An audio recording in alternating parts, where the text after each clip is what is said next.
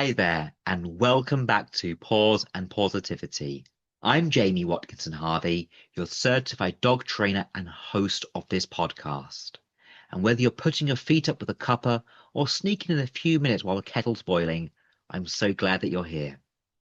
Now, speaking of kettles, today's episode is all about one of the simplest, most effective training routines that you can build into your day without needing to set aside loads of time or energy. And it's called kettle training.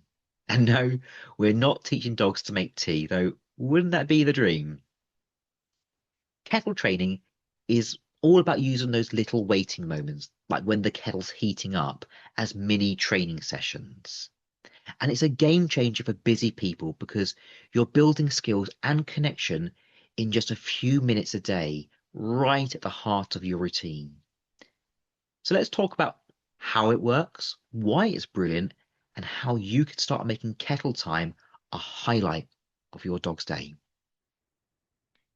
Now, the beauty of kettle training is in its simplicity. It takes around 2 to 3 minutes for the average kettle to boil. And in those 2 minutes, you can run through a handful of behaviours, sits, downs, hand targets, focus games, even a little hill work on the spot. It's not about cramming in complexity, it's about building consistency. Every time you go to make a cup of tea, it becomes a cue for your dog to say, "Hey, we do fun stuff now." That kind of predictable, positive engagement creates something I like to call micro moments of magic. You're stacking up loads of positive reinforcement across the day, and that adds up to real behavioural change. All right, let's paint a picture. Kettle's on, dogs nearby, and you got a pocket full of treats or even some of the daily food allowance, and you're ready to go. Start with something easy, maybe a hand target to get their brain in gear. You can say touch and they bop your hand with their nose and they get a treat. Brilliant. From there, you might mix in a sit, then a down. Maybe ask for a watch me to reinforce focus. And if you're both in the mood, you could pop in a little trick like a spin or a paw. And here's the great thing. You can tailor it to your dog's level. For younger pups or dogs new to training, keep it really simple. And for the seasoned learners, kettle time is a great opportunity to generalize behaviors in a new context or add in a bit of duration. The only rule, keep it fun, short and pressure free. If the kettle boils and you've only done 2 hand touches, that's a win. The whole goal is about engagement, not perfection. There's real science behind why this kind of training is so effective. Firstly, short sessions prevent mental fatigue. Dogs learn best in small chunks, just like us. Those 2 to 3 minute bursts are actually ideal for learning. Secondly, because you're pairing training with something that happens regularly, like making tea or coffee, you are creating habitual engagement. Your dog learns to check in, focus, and offer behaviors without being asked a million times. And you learn to work training into your day without needing to find a spare hour that you probably don't have. It also builds what I like to call daily deposits into the relationship bank. Each positive interaction boosts connection, understanding, and communication. You're not just teaching behaviors, you're building a partnership. You might ask, but Jamie, what if I've got 3 dogs in the kitchen? And fair question. This is one that comes up quite a lot in multi-dog households. And trust me, I know the chaos of the breakfast kettle with Onyx, Penny, and Reggie all hoping for their turn. And here's what I suggest. Start one-on-one. Even if you've got to pop one dog behind a baby gate with a chew, give each dog their own kettle moment. And over time, you can absolutely build up to group training. But in the early days, it is really helpful for each dog to have your undivided attention. And remember, even watching quietly while the other dog trains is a learning experience.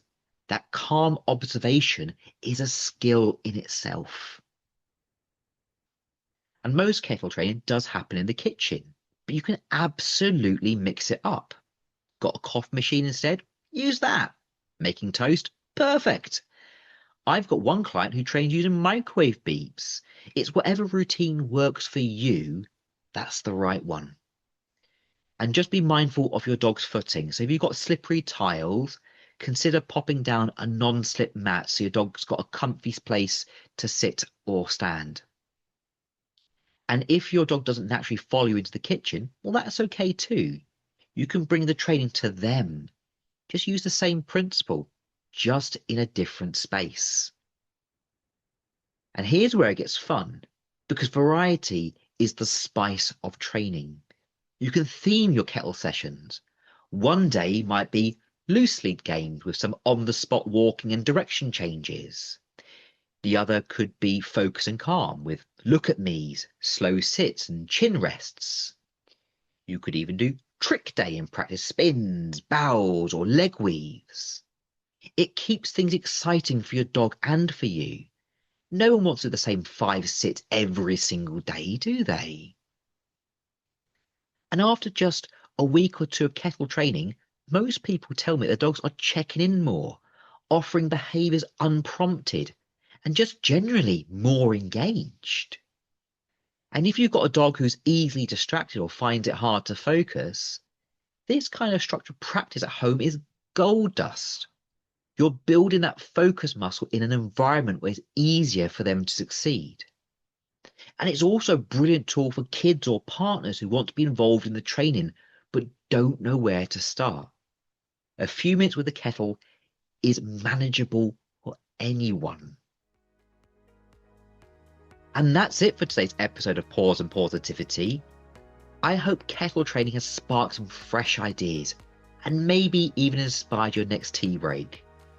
And remember, you don't need to carve out massive chunks of time to train your dog. Little and often is the way forward. Whether it's hand targets, focus games, or a cheeky spin, those 2-minute bursts are laying the groundwork for a happy, well-mannered dog who loves working with you. Thanks so much for tuning in. And if this episode gave you a few ideas, I'd be really, really grateful if you shared it with a friend, left a positive review, and hit subscribe so you don't miss out on future episodes. Until next time, take care and give your pup a big hug from me. Woofity woof!